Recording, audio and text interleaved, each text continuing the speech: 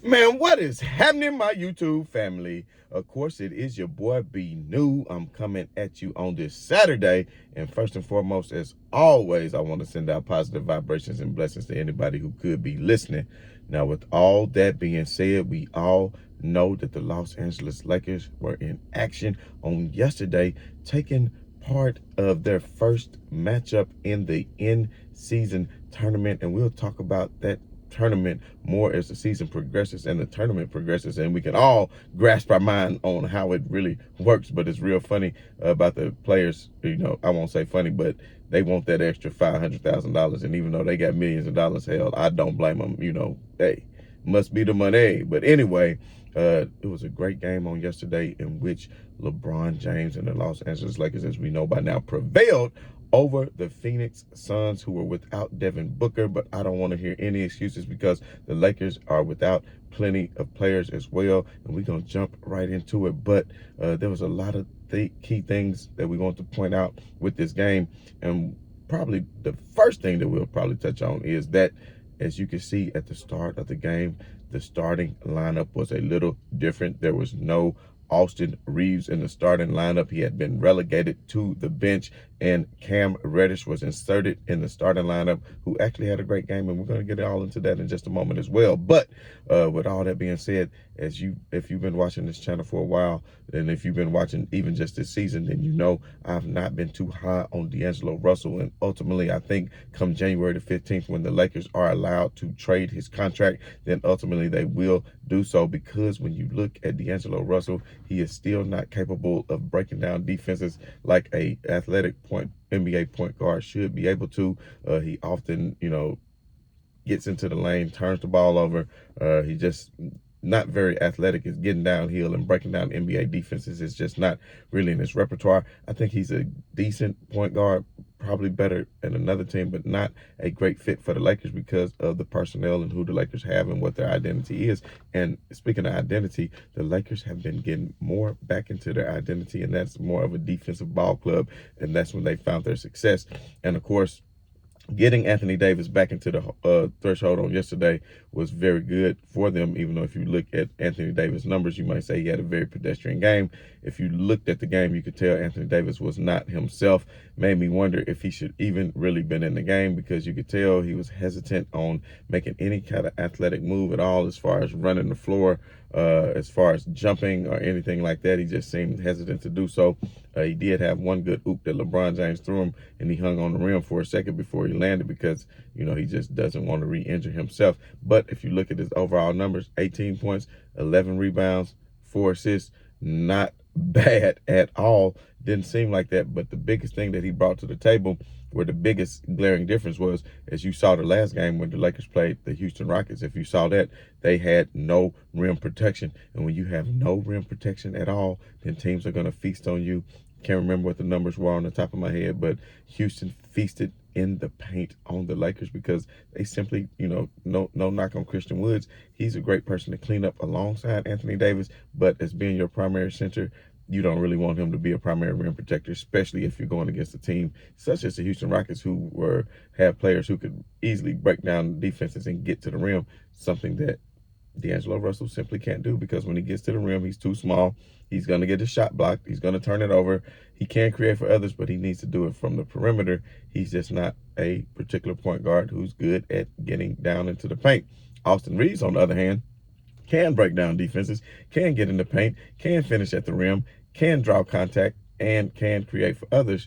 D'Angelo Russell, he can create for others as well, but if you look at his overall numbers, when him and Anthony Davis have been on the floor together with LeBron James, it has not been pretty. We know LeBron James is like a plus 50 with the Lakers on the floor, minus 70 without LeBron James on the floor this year, but you have to see who is he on the floor with and during what times, because D'Angelo Russell, if you look at his numbers on yesterday, you say, well, B New, what the world are you talking about? Because D'Lo had a pretty good game, 19 points, 3 rebounds, 9 assists. That's pretty good. Yes, the 9 assists were definitely good, and I'm not saying he didn't play a good game. D'Lo only played 28 minutes, and there's a reason why, because when it came down to crunch time and it came down to the fourth quarter, you did not see a lot of D'Lo, because for one, he's going to get taken advantage of on the other side of the ball, because he's not a particularly good defender, and that's why I wish the Lakers would have kept Schroeder, because Schroeder can do anything that D'Lo could do, but he actually could play on-ball defense against other guards very well and put a lot of pressure and put other teams late in the shot clock because of the on-ball pressure that he was providing.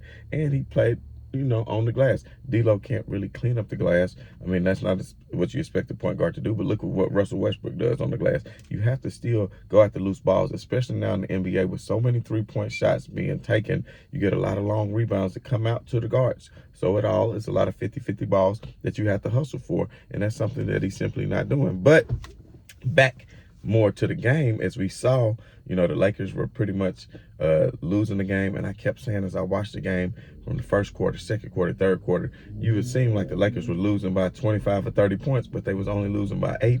It was 15 at one point. They cut it back down to 8. They go back up to 12 to 14, back down to 8. They could never get it down. But lo and behold, as they went into the fourth quarter, Cam Reddish hits that big three because Grayson Allen had just went to the rim and laid it up, broke down the defense off a long rebound. And you think, oh, well, they put it back up to 10. Here we go. But no, Reddish hits a nice 3 at the end to cut it to 7, giving the Lakers some momentum. They got the ball first coming out of the fourth quarter because, they got the tip at the first quarter. But at the end of the day, Cam Reddish hit some big shots in that fourth quarter, but they did not have D'Lo in the game. Now let's talk about LeBron James, who had 32 points, 11 rebounds, and 6 assists. Should have had a triple-dub. LeBron James should have a lot of triple-dubs. They talk about Jokic, all triple-dubs, this and that. To get a triple-dub, you have to have 10 assists. That's part of it. And to get assists, players have to hit shots. LeBron James makes great passes. A lot of times, players don't make open shots. And you saw that from D'Lo last night. 0 from 3 from 3. And he had good looks, wide open looks, as a matter of fact, that he just simply could not knock down.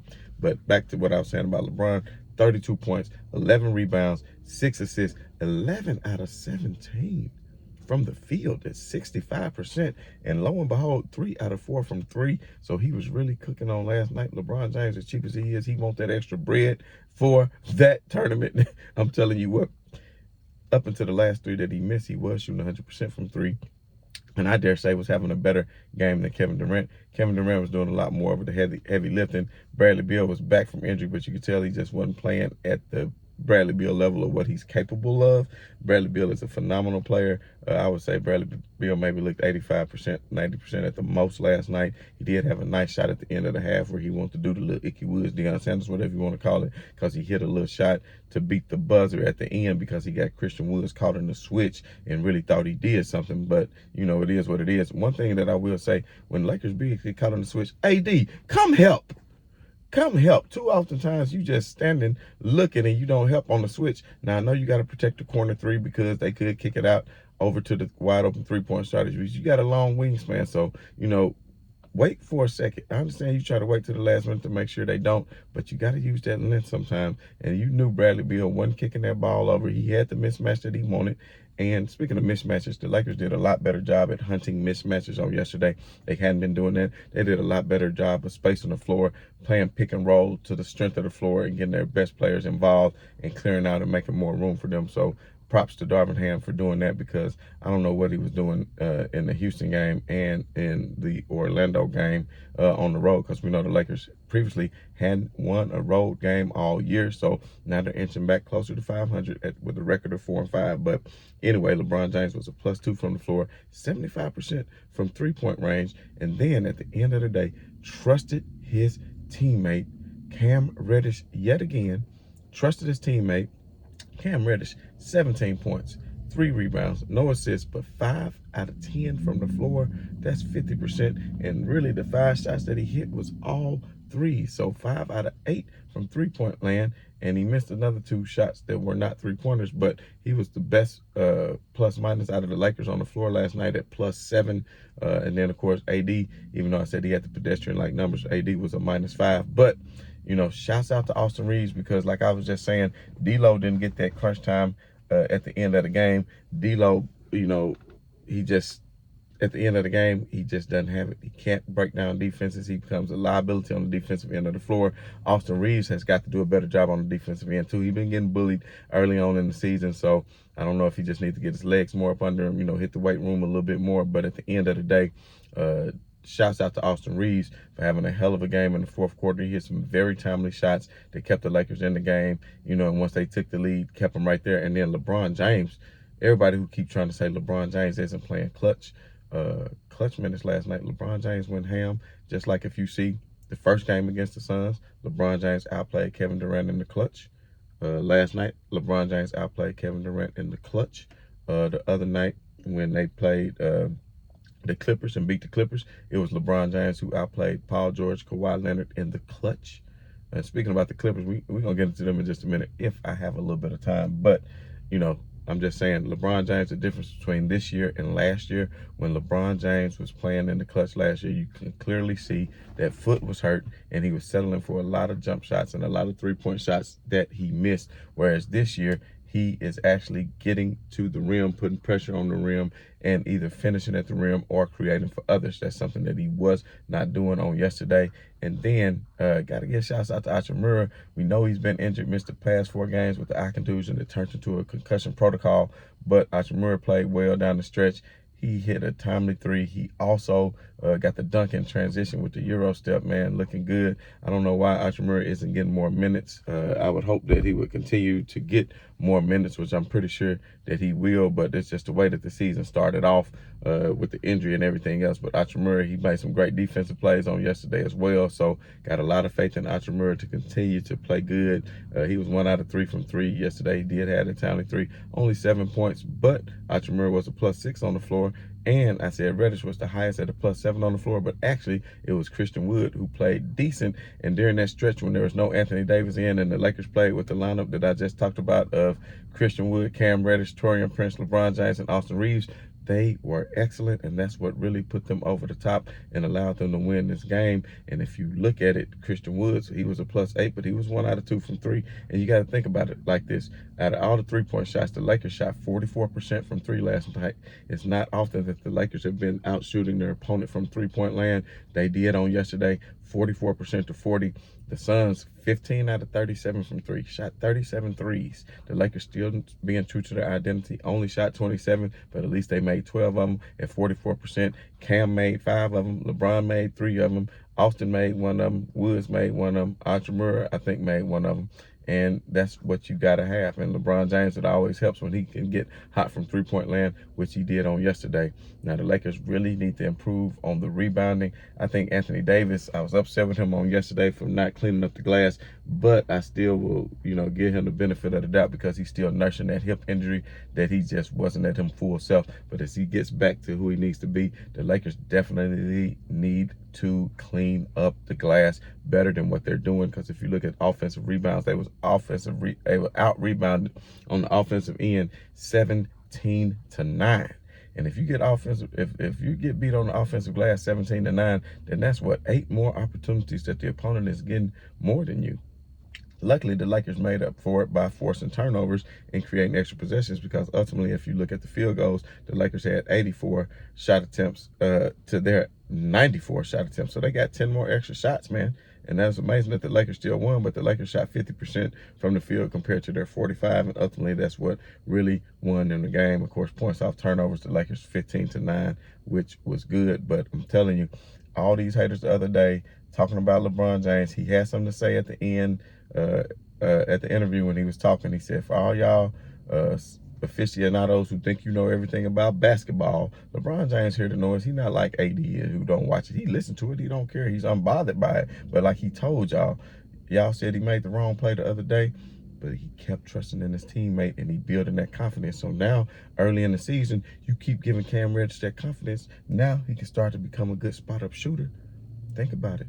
Now the Lakers become deeper because they have Hachimura who can hit threes. They have Cam Reddish who can hit threes. They have Austin Reeves who can hit threes. They have a Taurean Prince who's not the best NBA player, but he's a good spot-up shooter. And if he can continue to hit threes, and then you bring Vando back to the fold, because everybody, they was without Devin Booker. Well, you get Vando to the fold, Vando can hold down the Booker, or Vando can get on KD.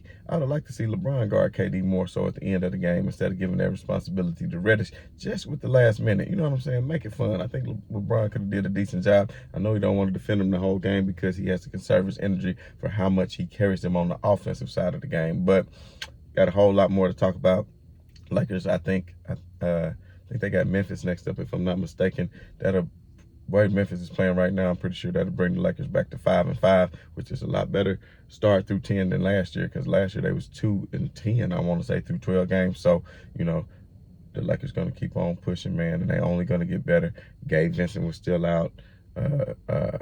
Vando was still out. So once they start getting people more healthy and getting back to the fold, we're going to see how they're going to end up playing. But anyway, man, this has been your boy B New. I just want to say right on to the real, man, and much love to these haters. I'm out.